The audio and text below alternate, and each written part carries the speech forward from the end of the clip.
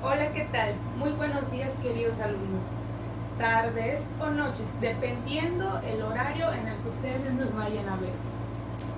Yo soy la maestra Nicole Herrera y al lado de mis compañeros maestros Claudia Matos y Freddy López Caballero, les vamos a hablar de un tema muy importante que todos ustedes deben de saber. El tema se llama Teoría del procesamiento de información. Esto casi no se ve, pero al terminar mi parte que les voy a explicar mi tema, les voy a poner la foto para que logren ubicarla un poco mejor. Aunque esto no les va a servir mucho, sino lo que yo les voy a explicar. ¿Alguien de ustedes tiene alguna idea de qué es el proceso de información? ¿Alguien sabe? ¿No? Bueno, el día de hoy, mis compañeros maestros y yo les vamos a hablar un poquito de este tema. Sin más preámbulo, comienzo. ¿Qué es? ¿Qué es la teoría del proceso de formación? Bueno, la teoría del proceso de formación es un conjunto de modelos psicológicos. En él podemos apreciar muchísimas ramas, muchísimas desviaciones que tiene este solo tema. Yo les voy a hablar de tres. Bueno, el proceso de formación va de la mano desde que nacemos. Desde que nacemos tenemos esto. A este proceso de formación se le llama como conjunto de archivos, ya que está basado en está formado en pequeños grupos. Yo les voy a hablar de tres en específico. Al nacer, este proceso, este sistema de archivos va desarrollando. Mientras nosotros vamos creciendo, él igual va desarrollándose y va creciendo al lado de la vida de nosotros. Bueno, yo les voy a explicar de tres. Codificación, almacenamiento y recuperación. El primero, ¿qué es la codificación? Continúo. Les voy a hablar primero de codificación. La codificación es cuando toda la información que nos entre se vaya a la memoria. La codificación es la que se encarga de el pensamiento a largo plazo, a corto y a la recuperación.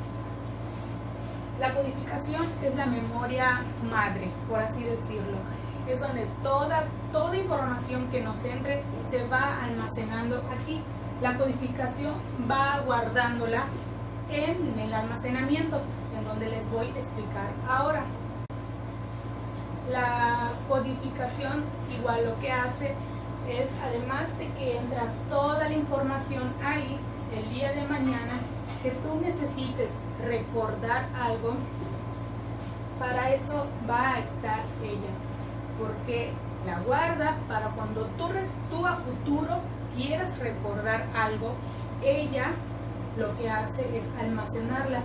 Cuando tú quieras pensar en algo, recordar algo, una canción, una receta, es lo que hace ella, guardarla para servir, para que su función futuramente dé fruto. Como ya les expliqué, la codificación es como el proceso donde se guarda toda la información. ¿A dónde se va toda esa información? Se va al almacenamiento. El almacenamiento es como todo lo que guardamos. Un gran ejemplo, si una maestra o un alumno me dejó mucha tarea y es muy importante para mí, agarro una carpeta, la guardo, la selecciono y la dejo en un lugar donde no se me pueda perder, donde no se extravíe, donde no se me eche a perder. Lo que hace el almacenamiento es casi lo mismo. Esta guarda toda la información que procese la codificación, toda la guarda y la almacena por carpetas. Algunas son más importantes que otras. Otro ejemplo puede ser que si voy por la calle y veo a un chavo guapo y digo, guau, pues me gusta mucho, y casualmente esa persona se me acerca y me da su número telefónico, hay una cierta atracción, como es algo importante, ese número telefónico no lo voy a perder de vista y no se me va a olvidar porque es una información importante. Lógicamente, cuando llego a casa y quiero recordar el número, enseguida lo recuerdo y lo apunto. Esto pasa similar a este proceso. Si la información que está entrando es muy importante, inmediatamente se va a guardar en una carpeta especial, por así decirlo, y no se me va a olvidar porque es importante.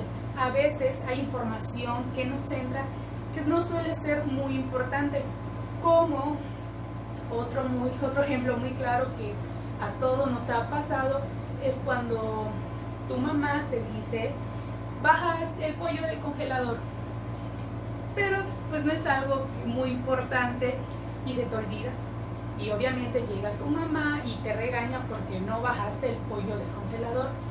Lo mismo pasa con nuestro proceso de información. Hay información que se codifica, que es muy importante, y hay otras que no, y es lo que hace el almacenamiento, va archivando información tras información dependiendo de qué tan importante sea para nosotros. De igual manera, si la información es bien retenida, se guardará sin problema para que se use a futuro. Ahora, el tercer último punto del cual les voy a hablar se llama recuperación. La recuperación es el proceso en el cual se recuerda lo almacenado. La recuperación sirve para, su nombre lo dice, para recuperar la información que se ha llevado al almacenamiento, como le daba en un ejemplo hace rato. Si yo guardo una información importante, la recuperación la recupera y me la regresa para que yo tenga ya la idea en mi mente. Esto se puede hacer sin problema alguno, solo tiene que haber sido la codificación y el almacenamiento con éxito para que la recuperación sea fácil de lograr. Ahora, espero que haya quedado claro estos pequeños ejemplos que yo les puse. Esto es una pequeña parte de qué es el proceso de formación. Mis compañeros maestros, Claudia Matos y Freddy López Caballero, les van a hablar un poco más de los conjuntos psicológicos, que es el tema de proceso de información. Al final les voy a marcar unas pequeñas tareas de cada uno de los temas vistos, tanto por mí como por mis compañeros maestros.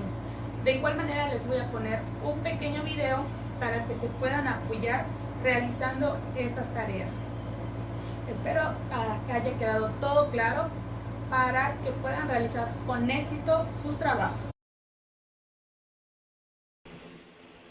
Hola, mi nombre es Claudia Matos y yo seré su maestra en el tema que viene a continuación.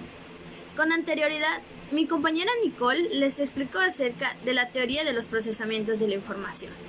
Ahora, conmigo, veremos que la memoria tiene tres tipos de almacenamiento. La sensorial, que es la que se da a través de los sentidos. La de trabajo, que es también conocida como de corto plazo. Y la última, pero no menos importante, la de largo plazo. Como bien decía, este tipo de memoria es muy breve. Queda en nuestra memoria por unos muy escasos segundos y puede desaparecer completamente o, de lo contrario, pasar al siguiente tipo de almacenamiento, que sería la memoria a corto plazo. Bueno, ahora veamos un ejemplo sobre cómo sería que nosotros adquiriéramos el tipo de memoria sensorial. Ok, nosotros podemos estar en cualquier parte y de esta manera encontrar algo que nos llame la atención. Por ejemplo, supongamos que hay una niña pequeña en casa de cualquier persona, en casa de sus tíos. Y esta tiene un gusto muy peculiar por los peluches. Entonces, esta niña se vira y lo que hace es mirar que en la casa existe uno de estos. Este es un conejito. A ella le llama la atención porque es un peluche como a ella le gustan. Entonces, podría ser que su memoria nada más haga lo siguiente: verlo y hacer que desaparezca, como si solo lo hubiese visto de la nada, o decir, mira, es un peluche, a mí me gustan los peluches y yo recuerdo que en casa de mi tío hay un peluche. Eso ya está pasando a la memoria de corto plazo. De igual manera, existen 3 tipos de memoria a largo plazo. La primera es la episódica y habla de el almacenamiento de hechos o experiencias sobre nosotros o nuestro entorno. Por ejemplo, puede ser sobre lo ocurrido en nuestra fiesta de cumpleaños. Recuerdo, por ejemplo, que, no sé, mi pastel fue de mi artista favorito, o estuvo completamente decorada de cosas moradas como a mí me gustan. El pastel estuvo malo, alguien se cayó, etcétera, etcétera. Ese es el de memoria episódica. El siguiente es el semántico y puede ser de conocimientos de hechos, de conceptos relacionados con el lenguaje. Por ejemplo, los verbos o cómo se estructura una oración. El siguiente y último es la memoria motórica o procedimental. Esta es nada más y nada menos que la información sobre las habilidades motoras que nosotros ponemos en práctica. Puede ser desde aprender a manejar un automóvil o una moto, hasta cómo encender un horno, cómo cocinar cierta receta, etcétera, etcétera. La información puede ser almacenada de forma organizada mediante imágenes, redes semánticas o también esquemas. Ahora, para finalizar con el tema, la duda es ¿cómo podemos integrar estos conocimientos a nuestra memoria de largo plazo? O sea, ¿cómo llevar todo esto que hemos aprendido a lo largo de nuestras vidas? Para comenzar, es indispensable hacer la elaboración, o sea, darle un significado a lo que hemos aprendido.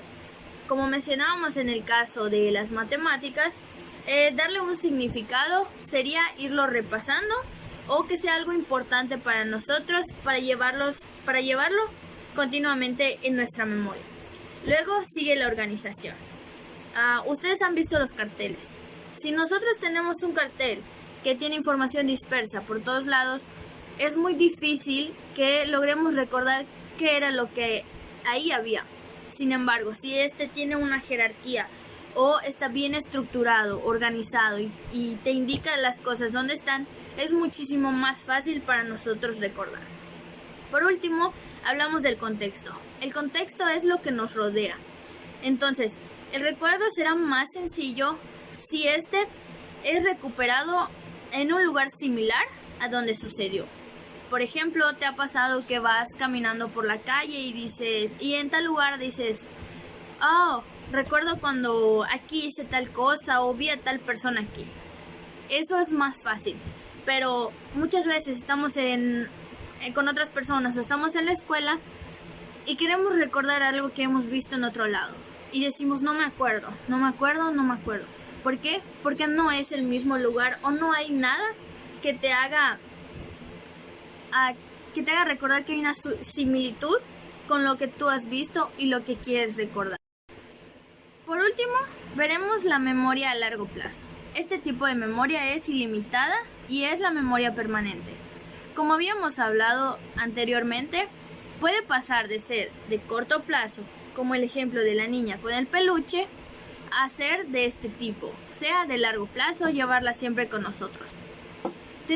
Existe una dificultad muchas veces para recordar, pero esto se debe a que no podemos recordar con facilidad la información que deseamos. Ahora bien, para comprender el tema, o sea, el tipo de almacenamiento de trabajo o de corto plazo, Tenemos entonces que mostrar un ejemplo, ¿ok? Este es un ejemplo muy sencillo, muy práctico y muy fácil que absolutamente a cualquiera le resultará familiar, ¿ok? Supongamos que somos estudiantes de preparatoria. Entonces, el maestro viene y te pide, ¿qué tienes que hacer? Muy bien, factorizar. Eso es lo que el maestro te está pidiendo. En el momento, él viene y te explica. Entonces, ¿qué es lo que pasa? Tú lo resuelves. Entonces, queda de esta manera. Ok, entonces el maestro te explica y tú logras terminar tu operación. De esta manera, tú obtienes tu resultado. Pero, ¿qué es lo que pasa? Aquí pudiste lograr, pero llega la siguiente clase y tú ya no recuerdas nada. ¿Por qué? Porque es la información que tú tenías en el momento y la información que usaste de acuerdo a lo que se te había dado. Entonces, la última parte es que nosotros podemos repetir y repetir y repetir hasta comprender para pasar al siguiente tipo de almacenamiento. El siguiente tipo de memoria o almacenamiento del que hablaremos es el de trabajo o de corto plazo. Si bien su nombre habla de un tiempo muy breve, esto no es tan limitado como lo era el de la memoria sensorial. Este puede ser trabajado y ser dirigido a la memoria de largo plazo. Por otra parte, este puede ser usado con la información que se tiene en el momento. Quiere decir que tú puedes estar haciendo algo en este momento con la información que se te ha dado. Eso puede suceder también, que se elimina la información o la pasamos a la siguiente, que es de largo plazo. Para pasar a la siguiente etapa o el siguiente tipo de memoria, es necesario que tengamos que ser constantes con la información que se nos da. O sea, repetir la información hasta que se nos quede grabada y pase a largo plazo. Pero eso lo veremos en un momento.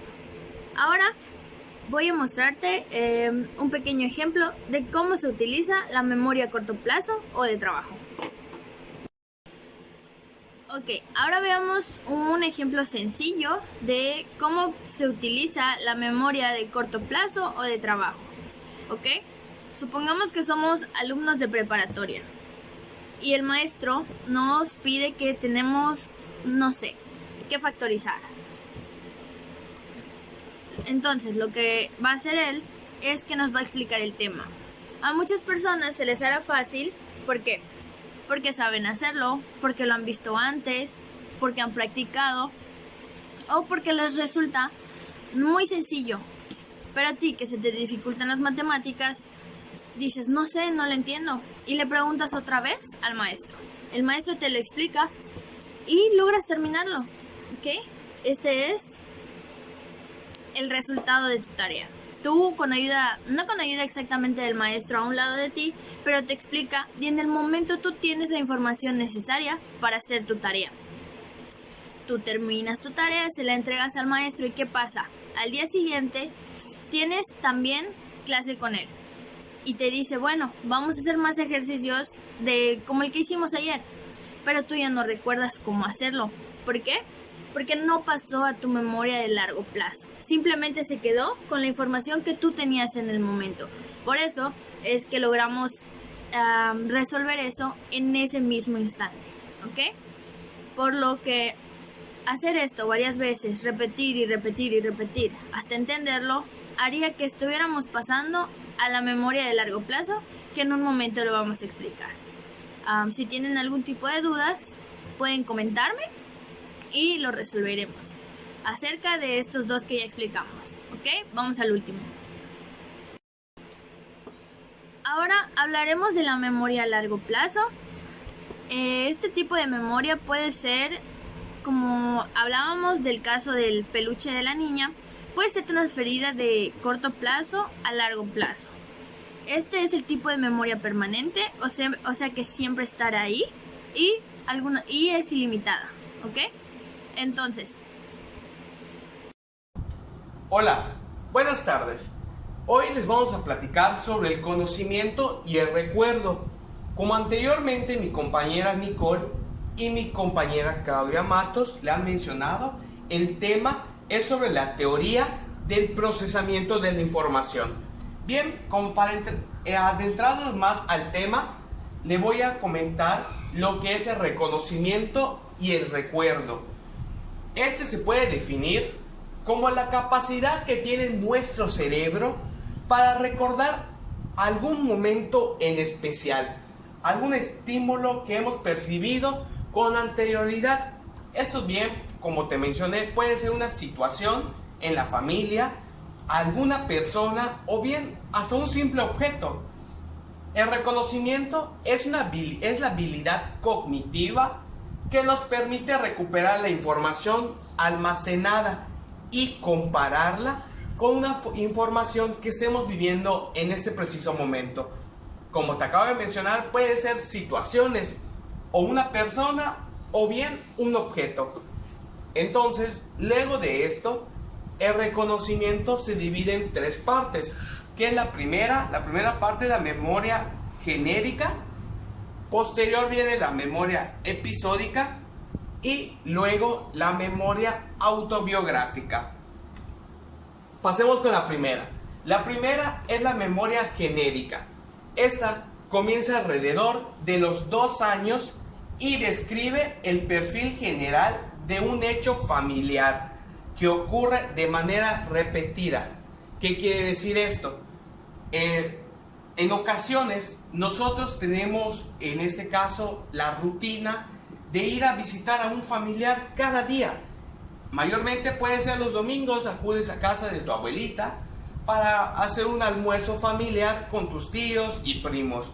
Entonces esto ya lo vas haciendo una rutina, que es lo que indica la memoria genérica, que viene siendo lo que es algo rutinario, algo que hagas todas las semanas.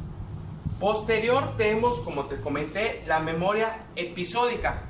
La memoria episódica se refiere a algo sucedido una vez en un momento específico. ¿Qué quiere decir esto? Que es algo que te pasó a ti o que tú viviste, que es algo muy significativo para ti. En este caso, un ejemplo podría ser una visita al zoológico. Si siempre vamos a recordar la primera vez que acudimos a un zoológico, dado a que es un pensamiento o una memoria muy significativa para nosotros. Bien, esta memoria episódica se puede dar alrededor de igual manera de los 2 años. Sin embargo, cuando se da alrededor de los 2 años, esta memoria tiende a no tardar. Esta memoria te puede tardar, ¿qué será? Horas, meses o si acaso semanas. Después de que pasan los meses, se pierde esta memoria. Por último, tenemos lo que es la memoria autobiográfica, que esta memoria es similar a la episódica, pero que, como bien su nombre lo dice, es autobiográfica. Quiere decir que es una memoria más personal, más que una memoria cualquiera, pues una memoria personal que se esté relacionando con tu vida. Entonces, en este caso, como te mencioné, el primer ejemplo puede ser lo que es, en este caso, la visita a ver a tu abuelita. Esto puede ser una memoria tanto como genérica como autobiográfica, dado a que es algo personal que tú haces en esta vida. Bueno, y bien, eso sería todo por este tema. Sin embargo, les recuerdo que si tienen alguna duda, pueden dejarla en los comentarios. Y a la brevedad nosotros les contestaremos la duda. De igual manera, les agradecemos que vean este video y de antemano pasemos a lo que viene siendo la actividad, la cual será marcada por mi compañera Nicole Herrera. Para concluir con lo que es en este caso el tema de la teoría del procesamiento de la información, vamos a hacer una breve conclusión. En este caso, sabemos que el procesamiento de la información depende de tres simples pasos, que es la codificación, que es la primera, que en este caso la codificación sirve para poder almacenar bien la información, para que posteriormente el segundo paso, como lo mencioné anteriormente, es el almacenamiento, el cual nos sirve para guardar lo que viene siendo la información. Posteriormente está la recuperación de esta memoria. Entonces acá en la recuperación, pues como su nombre lo dice, vamos a extraer en este caso el hecho sucedido de nuestra mente para bien poderlo contar. Sin embargo, en ocasiones estos tres se pueden afectar por las dificultades, ya que a veces en ocasiones las personas no tienden a codificar bien el pensamiento y esto tiende a que no se almacene la información. Posteriormente tenemos los tres tipos de almacenes que existen, que viene siendo el primero el sensorial, posterior viene lo que es el trabajo, el segundo almacén que es el trabajo, que el almacén es limitado. Y por último tenemos lo que es a largo plazo. En este almacén de largo plazo es diferente al anterior, que es el trabajo. El largo plazo es de forma ilimitada. Aquí en largo plazo usted va a poder guardar recuerdos por años, y ahí los vas a tener guardados hasta que un día los recuerdes y digas: oh, me acuerdo cuando tenía 18 años me hicieron grabar una tarea, y lo recuerdas cuando ya tienes, ¿qué será?, 32 años. Luego pasamos a lo que son las memorias. En las memorias, que fue el último tema, viene siendo lo que son los recuerdos y recordar los recuerdos. Como bien, la primera era la memoria genérica. Posterior viene lo que es la memoria episódica, que es cuando grabas, en este caso, algún episodio, como te mencioné en el video anterior. Puede ser una salida al zoológico o una ida al cine. Es algo muy especial para ti y tú lo guardas. Es un episodio de tu vida. Y por último, la memoria autobiográfica, que en este caso es como la episódica. Sin embargo, esta es más personal. El momento que nosotros vivimos en esta y que nosotros guardamos es mucho más personal para nosotros. Y bien, con esto concluimos el tema. Como te mencioné anteriormente, si tienes alguna duda, déjala en los comentarios y nosotros a la brevedad te estaremos contestando y resolviendo esta duda.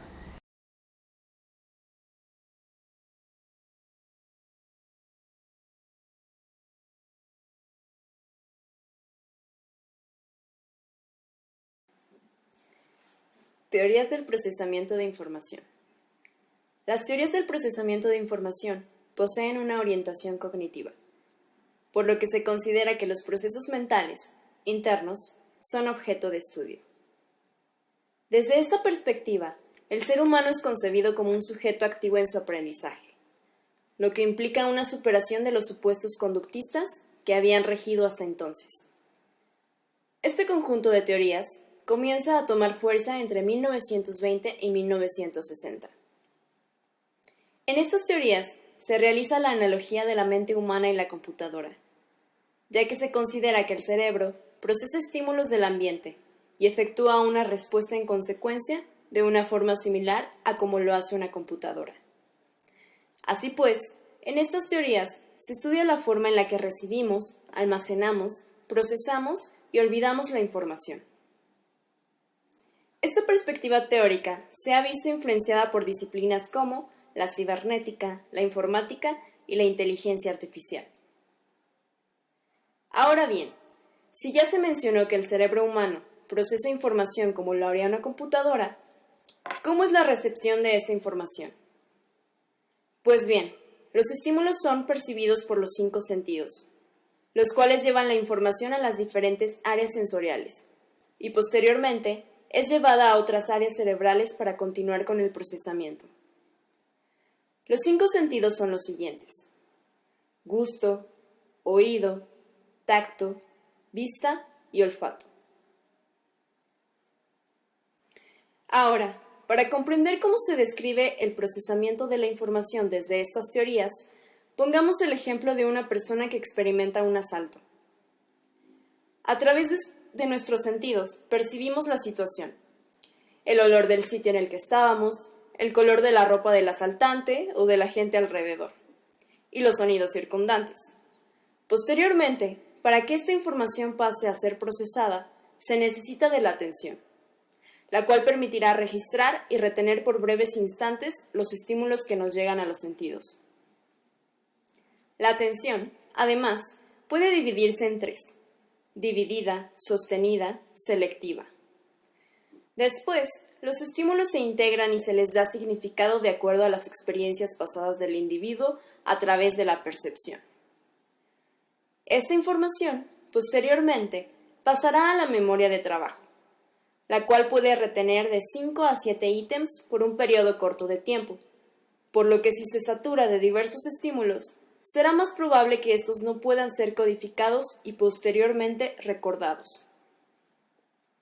A continuación, la información se codificará, se ordenará y se discriminará, cuál será llevada a la memoria a largo plazo, la cual está compuesta por nodos a los cuales se va anclando la nueva información, formando así redes cada vez más complejas. ¿Cómo podemos entonces favorecer que la información que se encuentra en la memoria a corto plazo pase a largo plazo? Mediante ciertas acciones como la repetición, elaboración y organización podemos lograrlo.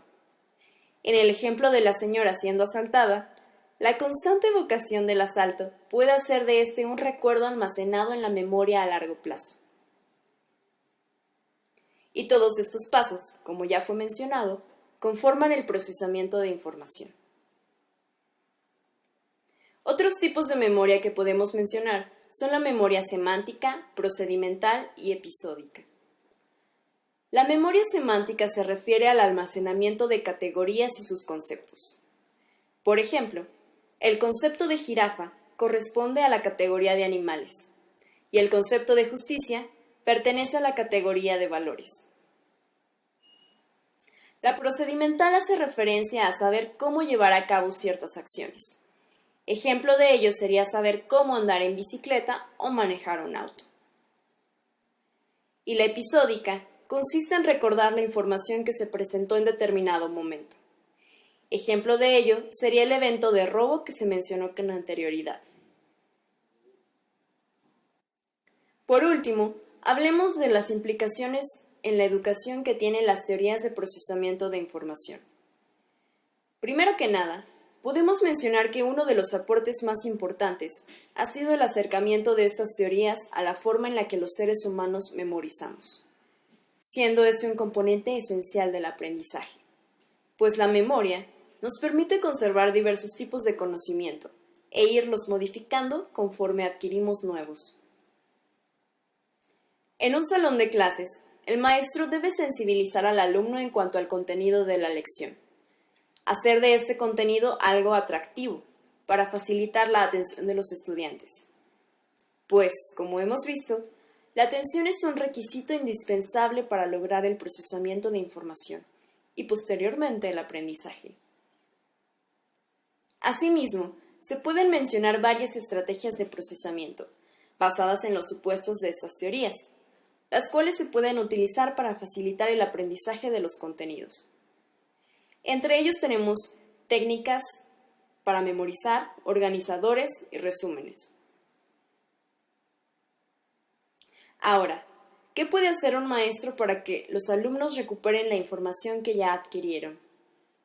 Pues bien, mediante preguntas sobre el contenido, ejemplos sobre el material que están aprendiendo e imágenes relacionadas al tema, puede recuperarse la información.